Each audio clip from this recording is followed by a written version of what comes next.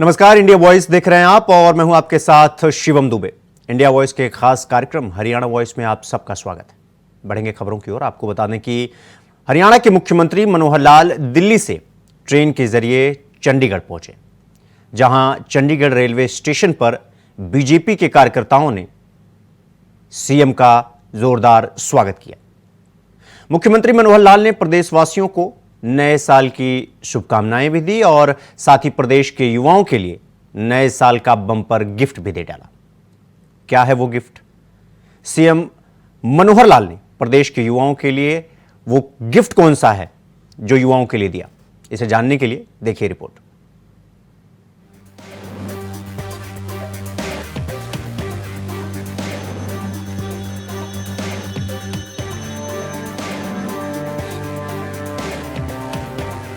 हरियाणा के विकास को प्रतिबद्ध हरियाणा के मुखिया मनोहर लाल जी जान से विकास की रफ्तार को धार देने में जुटे हुए हैं। इस कड़ी में सीएम मनोहर लाल 1 जनवरी को दिल्ली से चंडीगढ़ पहुंचे, जहां बीजेपी कार्यकर्ताओं ने उनका जोरदार स्वागत किया। इस दौरान सीएम मनोहर लाल ने प्रदेशवासियों को नए साल की शुभकामनाएं दी। सीएम ने कहा कि 2023 बहुत अच्छे अनुभव के साथ बीता है। मैं कामना करता हूं कि 2024 में भी प्रदेशवासियों के लिए ये वर्ष मंगलकारी होगा। सीएम ने कहा कि सरकार की जो योजनाएं चल रही हैं, वो लोगों को डिलीवरी देने का वर्ष है, क्योंकि सरकार का 5वां साल शुरू हुआ है। इस साल खास तौर पर प्रदेश में सरकारी नौकरियों की प्रक्रिया शुरू हो गई है। इस साल में ग्रुप सी और डी के करीब 60,000 सरकारी नौकरी युवाओं को मिलेगी। सीएम ने कहा कि जन संवाद और विकसित भारत यात्रा के कार्यक्रम चल रहे हैं। उनके माध्यम से सरकार की तमाम योजनाओं का लाभ लोगों को मिल रहा है। शहरी और ग्रामीण क्षेत्र के सभी विकास कार्य इस साल पूरे होंगे। चुनावी साल होना या नहीं होना बहुत बड़ा महत्व नहीं रखता। हम काम करने वाले लोग हैं और लगातार काम करते हैं। नववर्ष 2024 अच्छी शुभकामना के साथ सबके जीवन में खुशहाली लाने वाला ये वर्ष बने, ऐसी मैं प्रभु से प्रार्थना करता हूँ। 2023 भी बहुत अच्छे अनुभवों के साथ बीता, उसको विदाई दे रहे हैं हम सब लोग। तो ये वर्ष आप सबके भी जीवन में भी खुशहाली लाए। देखिए, निश्चित रूप से जो हमारी योजनाएं चल रही हैं उनका जिसको कहना चाहिए उसका डिलीवरी देने का ये वर्ष है, क्योंकि ये 5वां वर्ष हमारे इस कार्यकाल का है और स्वाभाविक है 4 वर्षों में जो भी कुछ किया है उसकी ज़्यादा डिलीवरी इस वर्ष में हो, ऐसा हमारा प्रयत्न रहेगा। विशेष तौर पर जो हमारी जो नौकरियां हैं, अभी जो स्टाफ सिलेक्शन कमीशन में जिसका प्रोसेस शुरू हो गया है, चाहे वो ग्रुप सी की हैं चाहे ग्रुप डी की हैं, लगभग 60,000 युवकों को ये नौकरियां मिलने वाली हैं। और निश्चित रूप से जो हमने अभी जनसंवाद के कार्यक्रम या जो विकसित भारत यात्रा के कार्यक्रम चल रहे हैं, उसमें भी बहुत सी जो योजनाओं का लाभ उन लोगों को मिल रहा है। जितनी डिमांड्स इस समय आ रही है उसको भी हम गति से पूरा कर रहे हैं और मुझे लगता है कि जो हमारे शहरी क्षेत्र, ग्रामीण क्षेत्र, जहां छोटे बड़े काम हैं, वो सब इस वर्ष में पूरे होने वाले हैं।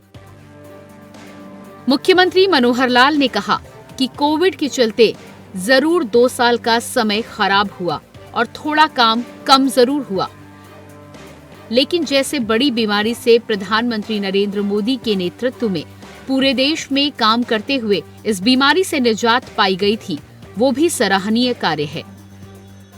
सीएम मनोहर लाल ने कहा कि चुनाव हर 5 साल के बाद आता है। हमारा पूरा अनुभव हो चुका है।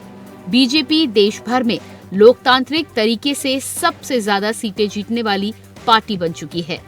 वहीं 22 जनवरी को अयोध्या में होने वाले कार्यक्रम को लेकर मुख्यमंत्री मनोहर लाल बोले कि श्री राम जन्मभूमि पर मंदिर बनाने का लंबा संघर्ष रहा है। लंबे वर्ष के संघर्ष के बाद देश की जनता की आकांक्षा पूरी होने वाली है। मैं देश की जनता को इसके लिए अग्रिम बधाई और शुभकामनाएं देता हूं। देखिए श्री रामचंद्र जी के जन्मस्थान के ऊपर मंदिर बनाने का ये जो संघर्ष बहुत वर्षों का संघर्ष है, और वर्षों के संघर्ष के बाद और देश की जनता की आकांक्षाएं पूरी होने वाली है। और मैं सारी देश की जनता को इस अवसर पर अग्रिम बधाई देता हूं और अपील करता हूं कि 22 जनवरी के दिन सारे देश भर में और लोग अपने अपने घरों में दीपक जलाएं, दिवाली मनाएं। क्योंकि अयोध्या में 22 जनवरी के लिए तो सीमा तय की गई है कि उस सीमित लोग जो जिनको निमंत्रण जाएगा वही लोग मिलेंगे। और मैं हरियाणा की जनता के भी लोग कहूँगा कि वो अपने अपने घरों में दिवाली मनाएं। 9 फरवरी के दिन हरियाणा के लोग अयोध्या जाएंगे। वहाँ हर प्रांत को एक दिन का समय दिया गया है ताकि लोग वहाँ ज़्यादा जा सकें। आप खुद भी जाएंगे सीएम साहब? उस समय देखेंगे। सर, वृंदावन का कैसा अनुभव रहा सर आपका? बहुत अच्छा। वृंदावन में साध्वी ऋतंबरा जी का जन्म दिवस षष्ठी पूर्ति का एक कार्यक्रम था, उन्होंने निमंत्रण दिया था और मैं गया हूँ। और साधु संतों के सन्यासियों के सानिध्य में रह करके और बहुत सी नई चीज़ें सीखने को मिलती हैं, तो मुझे भी लाभ मिला उसका। मुख्यमंत्री मनोहर लाल ने पीएम मोदी की तरह प्रदेश और देश की जनता से 22 जनवरी को अपने अपने घरों में दीपक जलाने और इसे दीपावली की तरह मनाने की अपील की। मुख्यमंत्री मनोहर लाल ने कहा कि 22 जनवरी को जिनको निमंत्रण मिलेगा वो लोग अयोध्या पहुंचेंगे। सीएम ने कहा कि 9 फरवरी को हरियाणा के लोग अयोध्या जाएंगे। हर राज्य को एक दिन का समय मिला है, इसमें हरियाणा को 9 फरवरी का समय अयोध्या के लिए मिला है। देखिए चुनावी वर्ष होना न होना हमारे लिए इतना बड़ा महत्व नहीं रखता है, क्योंकि हम कर्म करने वाले लोग हैं और लगातार कर्म करते हैं। कष्ट अगर इस पिछले सत्र का है तो वो कोविड के समय का है कि 2 वर्ष हमारे खराब हो गए और जो काम हम यानी कम काम हुआ और जनता की सेवा जितनी होनी चाहिए थी उतनी नहीं हो पाई। फिर भी कोविड जैसी बीमारी को जिस बढ़िया खूबसूरत ढंग से देश के प्रधानमंत्री जी के नेतृत्व में सारे देश भर में और जिसको मुकाबला करके उससे निजात पाई है, वो भी अपने आप में बड़ी उपलब्धि रही है। और निश्चित रूप से जनता की सेवा हम आगे करते रहेंगे। चुनाव हर 5 वर्ष बाद आता है और चुनाव भी कोई ऐसा विषय नहीं है कि इसको अब हमको बहुत अच्छा अनुभव हो गया है पूरे देश भर में। आज भारतीय जनता पार्टी इन्हीं चुनाव में लोकतांत्रिक तरीके से पूरे देश में सबसे ज़्यादा प्रभाव रखने वाली पार्टी बनी है। प्रदेश के विकास को लेकर सीएम मनोहर लाल लगातार कड़े फैसले ले रहे हैं, तो वहीं प्रदेश के युवाओं को विकास से जोड़ने के लिए अपने खजाने का पिटारा भी खोल रहे हैं। अब सीएम ने प्रदेश के बेरोजगार युवाओं के लिए अपना पिटारा खोल दिया है और नौकरियों की बौछार कर दी है, जिससे प्रदेश के युवा बेहद खुश हैं और सीएम का आभार जता रहे हैं। Bureau report, India voice.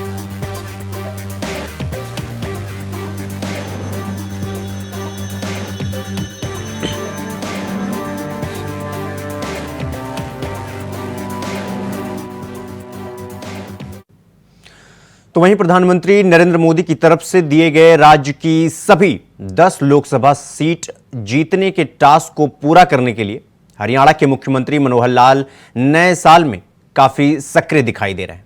अपने जनसंवाद कार्यक्रमों को विकसित भारत संकल्प यात्रा के साथ जोड़ चुके मुख्यमंत्री अपनी टीम के सदस्यों के साथ प्रत्येक लोकसभा सीट पर चर्चा कर रहे हैं।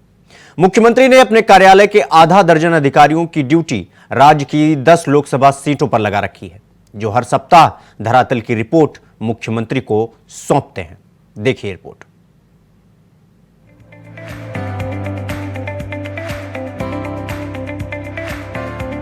विधानसभा चुनाव में विजय पताका फहराने के बाद और एमपी के पर्यवेक्षक की सफल भूमिका निभाने के बाद हरियाणा के मुख्यमंत्री मनोहर लाल की छवि और कद और ज्यादा बड़ा हो गया है, जिस वजह से इस बार हरियाणा की सभी 10 लोकसभा सीटों पर प्रधानमंत्री नरेंद्र मोदी की तरफ से बीजेपी के लिए पताका लहराने का टास्क दिया गया है, जिसको पूरा करने के लिए हरियाणा के मुख्यमंत्री मनोहर लाल नए साल में काफी सक्रिय दिखाई देंगे। अपने जन संवाद कार्यक्रमों को विकसित भारत संकल्प यात्रा के साथ जोड़ चुके मुख्यमंत्री अपनी टीम के सदस्यों के साथ प्रत्येक लोकसभा सीट पर चर्चा कर रहे हैं। मुख्यमंत्री ने अपने कार्यकाल के आधा दर्जन अधिकारियों की ड्यूटी राज्य की 10 लोकसभा सीटों पर लगा रखी है, जो हर साल धरातल की रिपोर्ट मुख्यमंत्री को देते हैं। इस कड़ी में अब प्रत्येक लोकसभा सीट के लिए जल्द ही लोकसभा चुनाव प्रभारी नियुक्त किए जाएंगे। राज्य का चुनाव प्रभारी अलग से नियुक्त होगा, जिसका काम मुख्यमंत्री के साथ मिलकर ये रणनीति बनाने पर होगा कि सभी 10 सीटों पर कमल का फूल कैसे खिलाया जाए। नए साल में बीजेपी ने अपनी पार्टी के पुराने निष्क्रिय तथा घर बैठे कार्यकर्ताओं को भी गले लगाने की कार्य योजना तैयार की है। मुख्यमंत्री मनोहर लाल और पार्टी के प्रभारी विप्लव कुमार देव नए प्रदेश अध्यक्ष नायब सिंह सैनी को ऐसे नेताओं के घर भेज रहे हैं जो अभी तक फील्ड में नहीं निकले हैं। ये लोग वे हैं जिन्हें पार्टी के किन्हीं कारणों से साल 2019 में टिकट नहीं दे पाई थी या जिनके टिकट काट दिए गए थे। राज्य भर में करीब 2 दर्जन ऐसे नेताओं को फिर से फील्ड में सक्रियता बढ़ाकर चुनाव मैदान में डट जाने का इशारा कर दिया गया है। कुछ नेताओं के घर स्वयं प्रभारी जा रहे हैं तो कुछ के पास मुख्यमंत्री मनोहर लाल और प्रदेश अध्यक्ष नायब सैनी पहुंच रहे हैं। हरियाणा बीजेपी का नया संगठन भी लगभग बनकर तैयार बताया जा रहा है। नए संगठन में भी ऐसे पार्टी नेताओं को महत्व दिया जा सकता है जिनकी पिछले कार्यकाल में अनदेखी हुई है। लोकसभा और विधानसभा चुनाव लड़ने के इच्छुक नेताओं को चिन्हित करने के बाद उन्हें संगठन में नई जिम्मेदारी देने से अलग रखा गया है। संगठन में उन्हीं नेताओं को जिम्मेदारी दी जा रही है जो कि चुनाव नहीं लड़ेंगे और पूरी तरह से समर्पित होकर पार्टी के संगठनात्मक गतिविधियों को आगे बढ़ाएंगे। जिन लोकसभा और विधानसभा क्षेत्रों में बीजेपी के पास टिकट के 1 या 2 से ज्यादा दावेदार हैं, उन्हें भी चिन्हित करते हुए संगठन में जगह देने पर विचार किया जा रहा है। बीजेपी के नए संगठन की घोषणा जनवरी महीने के पहले हफ्ते में संभव है। विभिन्न मोर्चों एवं प्रकोष्ठों के अलावा पार्टी के मीडिया विभाग में भी कई बड़े बदलाव की तैयारी है।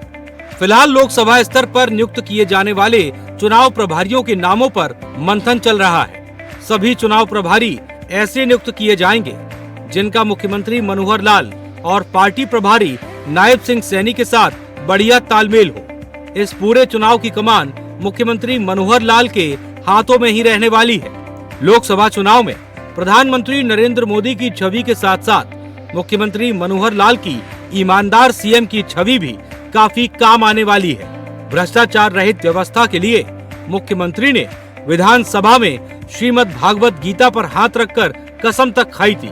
इनसे लोगों में उनके प्रति विश्वास ज्यादा गहराया है।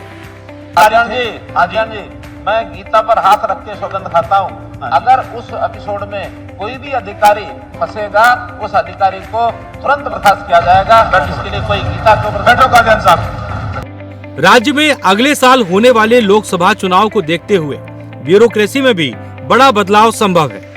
सूत्रों का कहना है कि ऐसे अधिकारियों को फील्ड से हटाया जाएगा जो बीजेपी सांसदों, विधायकों और पार्टी कार्यकर्ताओं की अनदेखी करते हैं, उनके काम नहीं करते अथवा उनके फोन नहीं उठाते। मुख्यमंत्री कार्यालय के स्तर पर ऐसे अधिकारियों की सूची बनाई जा चुकी है। लोकसभा चुनाव प्रभारियों की नियुक्तियों के साथ ही राज्य की ब्यूरोक्रेसी में भी बड़ा बदलाव तय माना जा रहा है। नए तैनात होने वाले अधिकारियों का सहयोग मुख्यमंत्री की पूरी टीम को रहेगा, जिससे लोगों को केंद्र और राज्य सरकार की योजनाओं का लाभ प्राप्त करने में किसी तरह की परेशानी न उठानी पड़े। बहरहाल पर्यवेक्षक की सफल जिम्मेदारी निभाने के बाद अब हरियाणा के मुख्यमंत्री नई जिम्मेदारी निभाने को तैयार है और सीएम के काम से एक बात तो साफ है कि बीजेपी इस बार हरियाणा में विपक्ष को क्लीन स्वीप करते हुए दिल्ली में जीत की हैट्रिक लगाएगी। Bureau report, India voice. इस साल 2024 में हरियाणा कैबिनेट की पहली और महत्वपूर्ण बैठक आज संपन्न हो गई। यह बैठक हरियाणा के सीएम मनोहर लाल की अध्यक्षता में सचिवालय में सुबह 11 बजे शुरू हुई। करीब 2 घंटे तक बैठक चली। बैठक के बाद कैबिनेट ब्रीफिंग करते हुए सीएम मनोहर लाल ने कहा कि हरियाणा में पानी के बिल पर चर्चा हुई और लोगों को बड़ी राहत देने का फैसला लिया गया।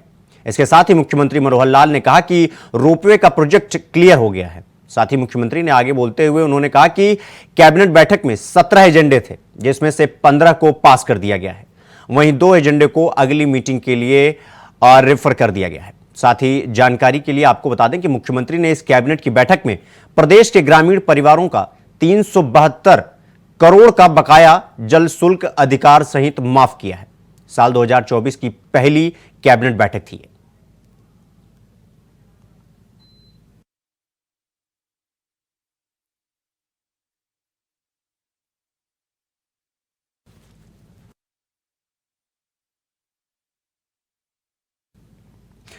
हरियाणा वॉइस में फिलहाल अभी के लिए बस इतना ही। देश दुनिया की तमाम खबरों को देखने के लिए देखते रहिए इंडिया वॉइस। नमस्कार।